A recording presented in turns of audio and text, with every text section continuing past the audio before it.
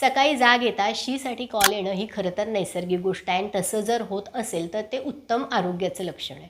अगदी सकाळी उठल्यावर लगेच नाही तरी शाळेला जायच्या आधी आपल्या मुलांना शी साफ होते ना हे पालकांनी बघायलाच हवं.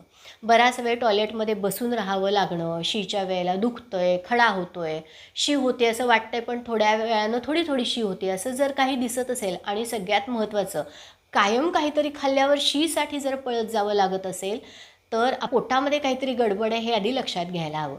शूसुद्धा दिवसभरात साधारण 5 ते 6 तासांनी होणं आणि रात्री शूसाठी शक्यतो उठायला न लागणं हे नॉर्मल आहे.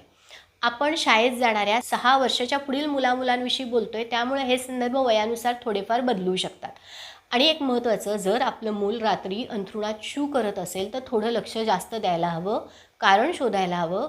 कदाचित इथे आपल्याला थोडे उपचार घ्यायची सुद्धा किंवा काउन्सिलरची सुद्धा मदत लागू शकते.